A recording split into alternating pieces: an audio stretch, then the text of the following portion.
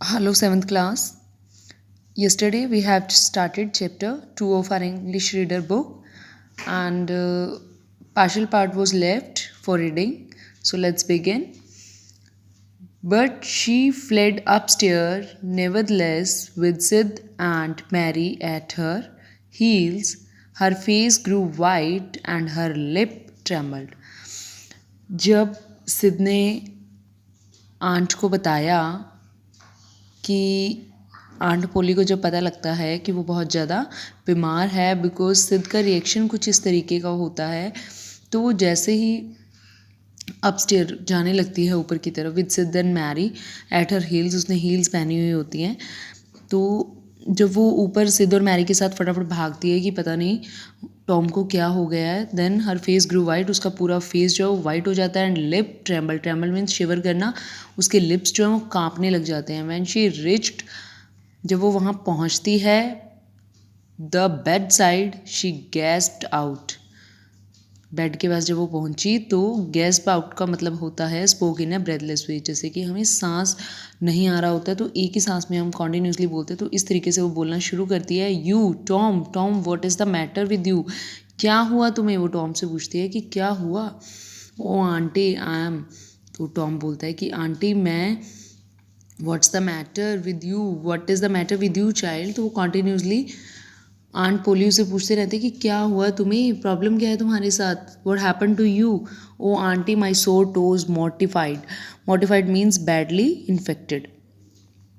तो टॉम उनको बताता है कि आंटी मेरा सोर मीन्स पेनफुल, जो मेरा टो है मतलब कि इतना ज़्यादा इन्फेक्टेड हुआ पड़ा है, बहुत बुरी तरह से मुझे पेन हो रहा है. The old lady sank down into a chair, तो ओल्ड लेडी क्या होता है, वो एक चेयर के ऊपर एंड लाफ्ड अ लिटल, और थोड़ा सा हंसती है और एक चेयर के ऊपर जा कर के बैठ जाती है. Then cried a little, then did both together, और फिर थोड़ा सा हंसती है, थोड़ा सा रोने लगती है, कुछ इस तरीके का रिएक्शन वो वहाँ पे देते हैं. This restored her and she said, उसके बाद में वो नॉर्मल हो जाती है और कहती है कि Tom what a turn you gave me, now you shut up that nonsense and climbed up out of this.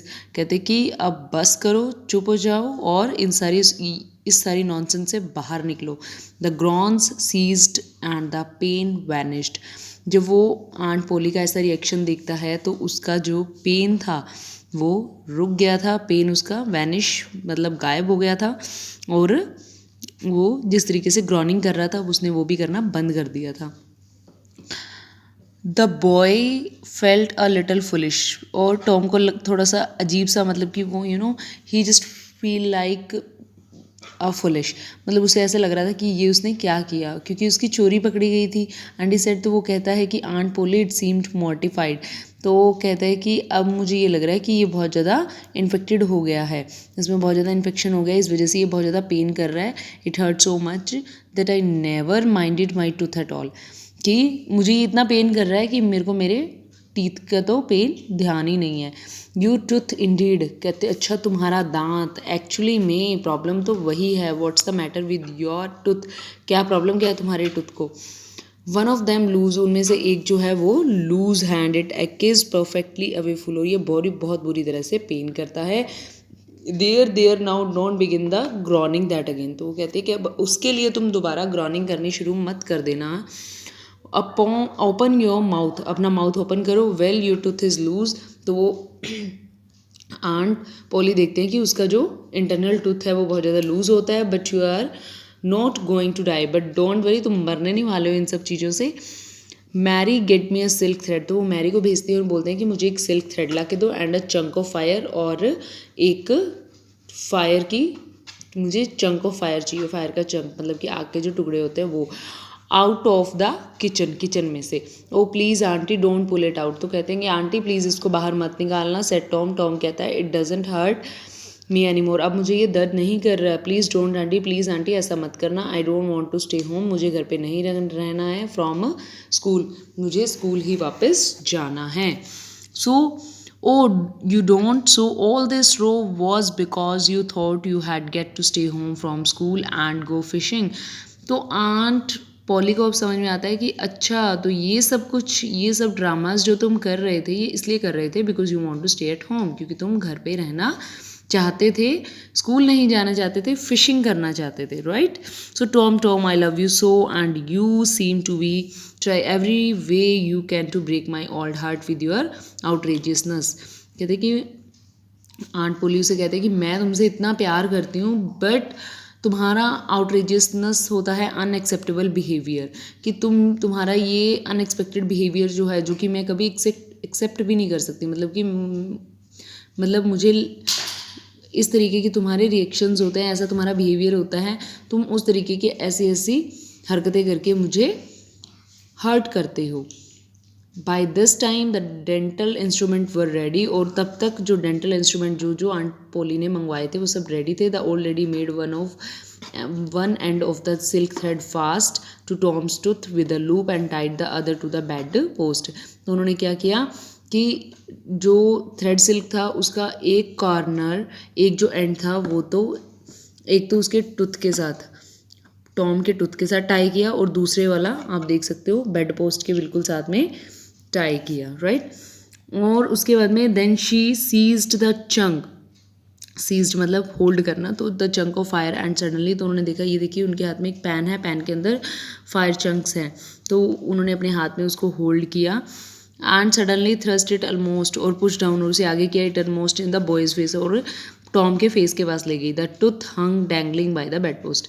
और जैसे ही टॉम ने एकदम से उस देखा कि वो चंक ऑफ फायर का जो पैन है वो मेरे पास लेके रहा, तो एकदम से उसको देख के वो उसने जंप किया, और जैसे उसने जंप किया the tooth hung dangling by the bed post now.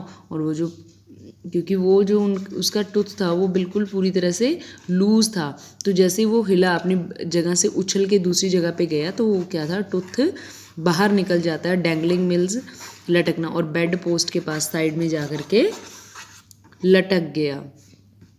But all trials